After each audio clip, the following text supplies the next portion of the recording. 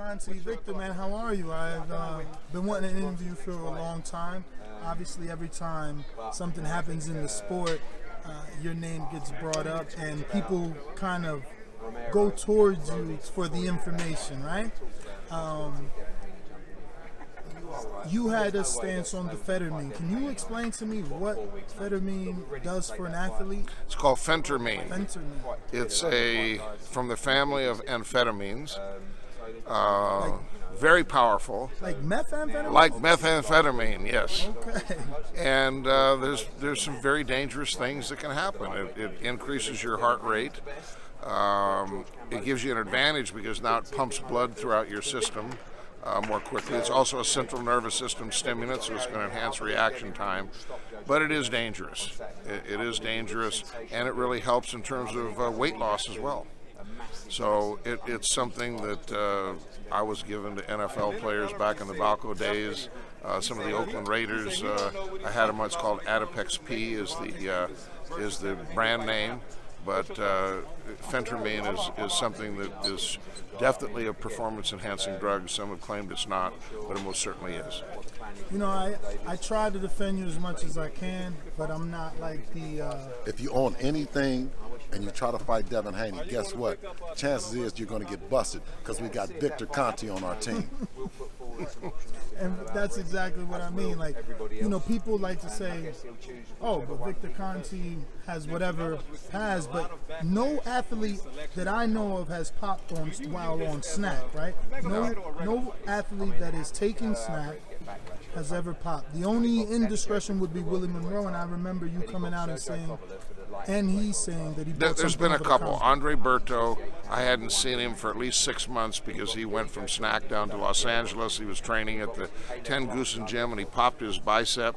Then he had a long rehab period and after surgery, and then he went back to Winter Haven, Florida, and that's when he popped positive, but I hadn't seen him in like 6 months. So I had no connection with that. And Willie Monroe, same thing. He was in Rochester, New York. He was not at SNAC. And what he told me was that he went into one of these 7-Eleven type stores and bought one of these Extends or one of these libido enhancer type product. But I don't think he was ever suspended for that. I don't know. They did for whatever reason decide to not let him fight Charlo at the time. But he certainly didn't have anything to do with me. And the reason I bring it up is obviously because you have of an opinion whenever someone does pop, and they try to, I guess, mute your opinion by saying that you yourself are dirty, but I just haven't seen any SNAC athletes that have popped. That being said, are we being naive to believe that the Canelo camp, these are all coincidences? One with clenbuterol, now the other one with Phentermine. Well, the Phentermine with Valdez is much more suspicious than Canelo because there have been a lot of elite athletes at the Olympic caliber that have tested positive for clenbuterol and been exonerated. And as long as you have traceability from the restaurant to the slaughterhouse, like a third of the meat that comes out of the slaughterhouses in Mexico is contaminated and will cause a positive test. So what really changed my opinion about Canelo was when he agreed to step up and do a hair test, because this is something that it's excretory, meaning it's like urine, but over a period of time. So if you could collect urine for 3 months and then mix it up and pour off a little sample and test it, that's what would kind of get what you would find in a hair sample.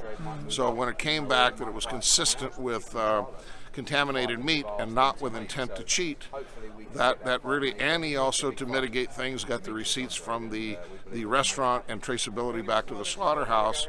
I don't think that he was taking clenbuterol with intent to cheat. Now, does that mean that I'm saying that he has not used performance-enhancing drugs?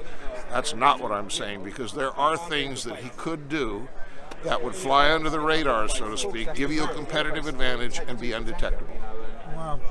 Now, with all your knowledge, I know you and Margaret Goodman are good friends, but are you part of VADA in any way? No, I'm not officially a part of VADA in any way. Why not? With all the knowledge that you have, it seems like every time someone pops, I'm on your social media. Well, I do routinely talk with her, and she'll get my input on different issues. And in the very beginning, when VADA was first founded, I did meet with her and Flip Homansky, and we did, discuss a lot of different contacts that I had, names that I gave her, doping control officers and Olympic caliber testing, and so I did give information that I think was helpful to getting VADA started way back in the 2011 timeframe. Now I remember when it first started, obviously Nonito Donaire was one of the spokespersons doing 365. We had a few other athletes do it. It's kind of died out. It's not a headline anymore. What is your opinion over less and less people coming out doing 365? I'm pushing now for more and more people to do the testing. I have talked to Margaret about putting together a group of SNAC fighters, somewhere between 6 and 10 of my fighters, and enrolling them in a 24/7 365 program. It's not all that expensive for elite athletes, the guys that are making over $1 million a fight, like many of the athletes that I do. In the neighborhood of $20,000, you can do year-round testing. So I don't think that's... Because people are under the impression one test costs $20,000. That's completely misinformation. That's really misinformation. So with $20,000, one fighter can be tested all year. On average, that would be about probably 8 times a year. Now, it's not going to be every single month or every single week, or like Canelo and Caleb were recently tested, and it was, probably, I don't want to say weekly, but close to weekly, as opposed to this would be closer to monthly. So you're still in that pool, and they will come and target you and test you at times that you wouldn't expect. So it's certainly more difficult to circumvent the program if you're in a 24/7 365 program. What they do now is if they fight, in September, and then right after the fight, they get October, November, December, January, February, March. They get April. They got 6 or 7 months that they could use stuff, and then a couple of months before a fight in May, they enroll in a time frame of testing. But what have they been doing for the previous 4 or 5 months? So currently, the way it's set up, you still can use stuff, and you're not in a testing pool, and that needs to be changed. And the first 2 fighters ever, you mentioned Nonito Donaire, the other one was Edwin Rodriguez. Those were the first 2 fighters that did 24/7 365 in the history of boxing, and both of them were sponsored by me. See.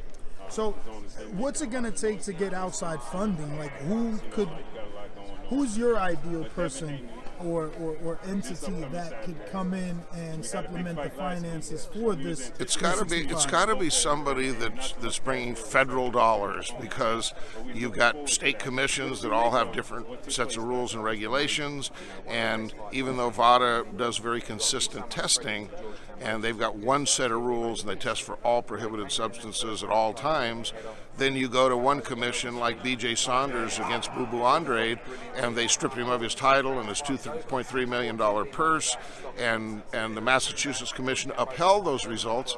Then you got the case in the tribal Arizona Commission, who let Valdez fight, and the same thing with Chavez. There was another thing there that he refused to be tested at the Wild Card Gym, and instead of that was the Nevada Commission. Instead, they jumped to the commission and took the fight to Arizona. So promoters are at fault here for enabling that sort of activity as well.